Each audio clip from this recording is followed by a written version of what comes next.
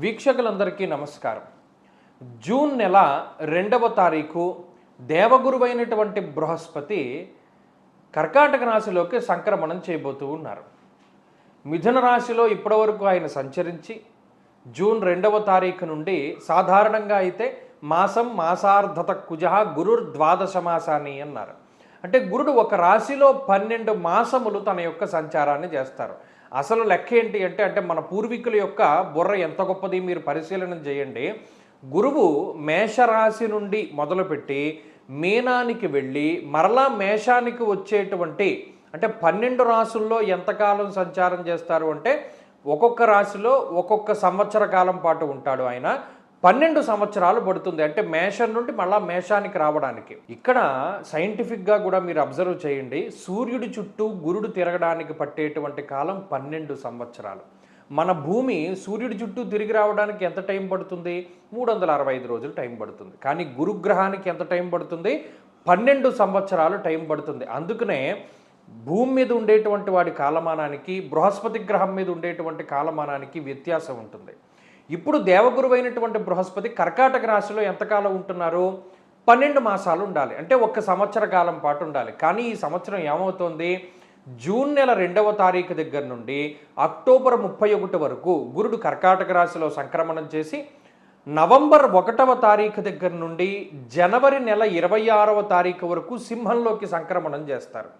మరలా జనవరి 26వ తారీఖు నాడు కర్కాటకానికి వచ్చి మళ్ళా జూన్ నెల వరకు కూడా ఆయన కర్కాటకంలో సంక్రమణం చేస్తారు.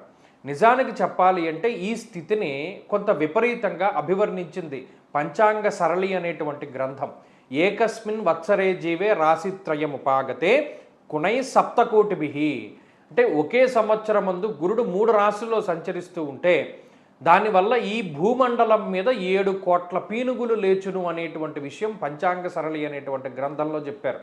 కాబట్టి అందుకనే మనకి ఇంధన సమస్యలు లేకపోతేనేమో ప్రకృతి వైపరీత్యాలు, యుద్ధ వాతావరణము, ప్రజలు ఇబ్బంది పడ్డము, ఇటువంటివన్నీ మొదలుపెట్టి ఏదో కొత్త వైరస్ వస్తుంది, హంటా వైరస్ అని ప్రచారం జరగడం, ఇవన్నీ కూడా ఏమిటి, దీనికి ఏంటి సంకేతం అంటే రాబోతూ ఉన్నటువంటి వైపరీత్యాలకి. కాబట్టి ఈ బృహస్పతి యొక్క మార్పు ప్రకృతి మీద ఏ విధమైనటువంటి ప్రభావాన్ని చూపెడుతుందో ఇండివిజువల్గా కూడా అదే రకమైనటువంటి ప్రభావాన్ని చూపెడుతుంది. ఆ విషయాన్ని ఈ వీడియోలో క్లుప్తంగా తెలుసుకుందాం. ఒక్కొక్క రాశి పైన గురుని యొక్క సంచార విశేషాలను మనం ఇప్పుడు చూద్దాం. తులారాశి వారికి దేవగురువైనటువంటి బృహస్పతి జూన్ నెల 2వ తారీఖు దగ్గర నుండి 10వ ఇంట్లో తామ్రమూర్తిగా సంచరించబోతూ ఉన్నారు. ఇక్కడ దశమం అనేటువంటిది గురుడికి అంత కలిసొచ్చేటువంటి స్థానం కాదు. చాలామంది ఇది కేంద్ర స్థానము, గురుడు కేంద్రాల్లో యోగిస్తాడు, ఇది అన్నీ కూడా ఎప్పుడవో మాటలు. గోచారం వేరు, జాతకం వేరు. కాబట్టి ఎవరిని నమ్మకండి. జాతకంలో గోచార దర్శినిలో లేదా ఈ గోచార భాగలో ఏదైతే చెప్పబడి ఉన్నదో అదే ఫలితం వస్తుంది. గురుడు 10లో ఉంటే యోగిస్తాడని చెప్పిన వాళ్ళందరూ కూడా మీరు ఆలోచించుకోవాలి, వాళ్ళు ఎవరికి శాస్త్రం తెలియదని అర్థం. సరే, ఒకళ్ళ గురించి మనం మాట్లాడడం ఎందుకులే. కానీ ఇప్పుడు దశమంలో గురుని యొక్క సంచారం, ఇక్కడ ఒక మంచి విషయం ఏమిటి అంటే తామ్రమూర్తిత్వం వచ్చింది.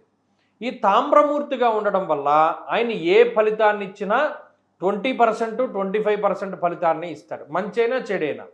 మంచి అయితే మనకి 25% వచ్చిందంటే కొద్దిగా బాధ, కానీ చెడు 25% వస్తుంది, అది మనకి సంతోషం. ఎందుకు?